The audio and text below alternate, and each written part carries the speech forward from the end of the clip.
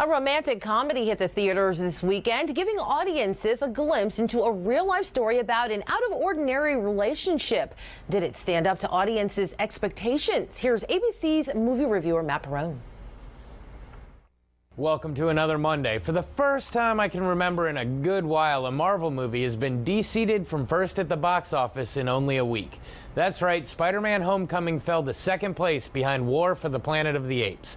I reviewed the first two Planet of the Apes movies, and this one was said to be even better. In fact, it has a 95% rating on Rotten Tomatoes. However, there was another movie that came into wide release this weekend, and it actually has a 97% rating on the same site. So I had a choice to make. And since I did a blockbuster last week, I decided to look at the smaller, based on a true story comedy that has been getting raved about. And here's my take on The Big Sick. Our film begins with Kumail Nanjiani, played by, strangely enough, Kumail Nanjiani. He is a stand-up comic who has recently met a woman, Emily, at one of his gigs. The two begin dating and discover that they really have a good time together and are becoming more and more infatuated with each other. This, however, poses a problem for Kumail, being that he comes from an immigrated Pakistani family and is expected to be a part of an arranged marriage. His parents constantly have him over for dinner and always invite a potential future wife for him, and he collects the headshots that they bring him. He can't even tell his family about Emily because they would ostracize him and refuse to even acknowledge him anymore. Of course, as tends to happen, Emily finds out about his parents trying to arrange marriages for him. And when she finds out that he hasn't even told his parents about her and he doesn't know if they could ever be together long term, they break up.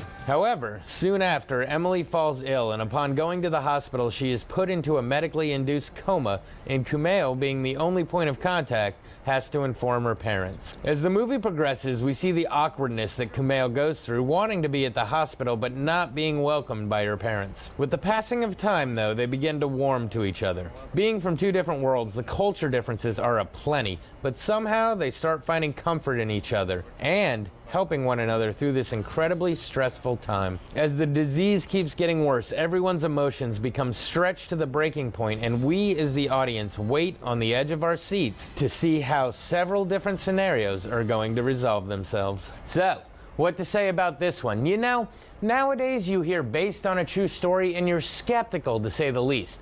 But when the main character of the movie is being played by himself and he also wrote the film, there's a pretty good chance that a lot of these scenarios ring true. It's funny because I've seen Kumail in plenty of TV shows and movies, but I didn't realize until I was actually watching the film that it was his story. What's also funny is that the film is labeled a comedy when it's dealing with all these serious and dramatic issues, but it is a comedy indeed, with many great laugh-out-loud parts. But of course it tells a real and heartfelt story, which only shows that sometimes truth does indeed make a better film than fiction.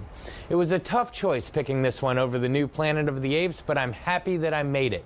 Regardless of how great everyone is saying the other is, I'm sure I'm probably going to see it here at some point.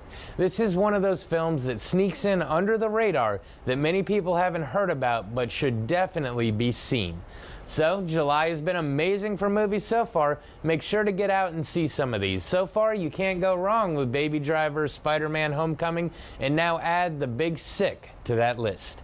This has been your Monday Movie Musing. Back to you. All right, we'll be right back.